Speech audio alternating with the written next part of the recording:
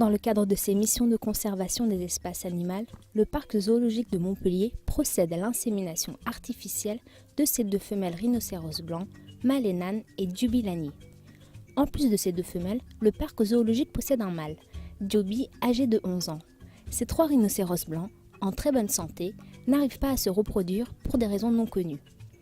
D'où l'intérêt de cette opération qui doit permettre de favoriser les conditions optimales de reproduction de l'espèce, mais aussi de tester les qualités reproductives des animaux. Événement s'il en est, compte tenu du caractère exceptionnel de ce type d'opération qui relève d'un défi zootechnique, en effet, il s'agit d'anesthésier des animaux sauvages dont le poids peut atteindre 2,5 tonnes et de procéder à l'insémination des femelles. Cela permettra aussi de rechercher les causes de la non-reproduction des 3 rhinocéros en testant le sperme du mâle et l'appareil reproductif des femelles.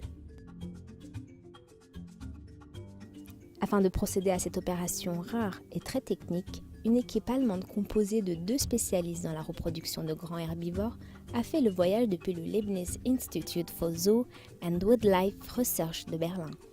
Il n'y a pas 36 équipes qui font ça en Europe. Donc là, c'est les précurseurs, ceux qui ont commencé. La première insémination ne date seulement que de 2007, entre Budapest et Berlin. En collaboration avec les équipes vétérinaires et animalières du parc zoologique de Montpellier, ils vont procéder à l'électrostimulation de Djobi afin de récupérer son sperme et à l'examen gynécologique et l'insémination de Malenan et Djubilani. Disons que nos femelles rhinocéros commencent à prendre de l'âge. Donc il y a Malenan qui a 15 ans et Djobilani qui a 12 ans. Donc pour nous, c'était de voir s'il n'y avait aucun souci de kyste sur les ovaires ou autre problème pathologique ou autre.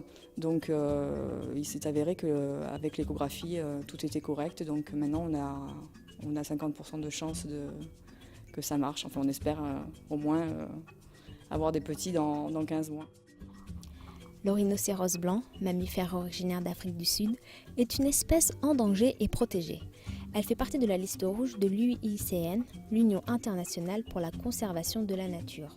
Statut quasi menacé. En captivité, on ne sait pas encore l'expliquer, mais la reproduction n'est pas aisée, parce que soit les femelles ne cyclent pas correctement, soit les mâles ne sont pas suffisamment entreprenants.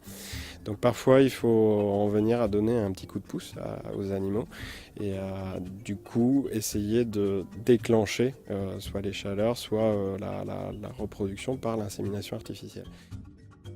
Bien que 20 405 individus aient été recensés en 2012 en Afrique, le nombre de spécimens tués représente en 2012 3% de la population, dont 745 individus braconnés en 2012.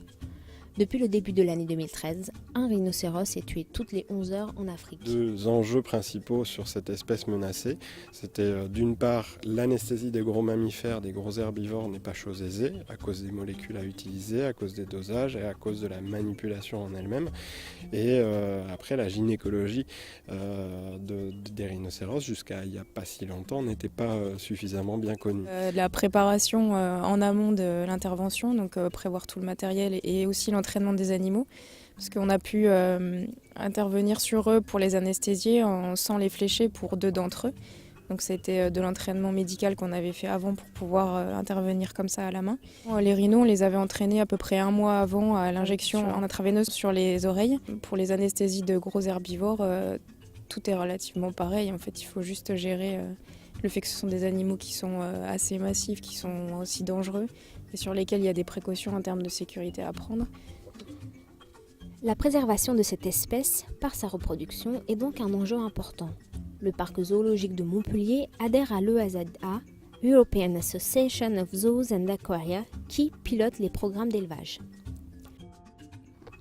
L'objectif étant de coordonner la gestion et la reproduction en captivité pour les espèces menacées, espèces classées vulnérables ou en danger d'extinction selon les critères de l'Union internationale pour la conservation de la nature. Le parc zoologique de Montpellier remplit ainsi sa mission de conservation des espèces animales.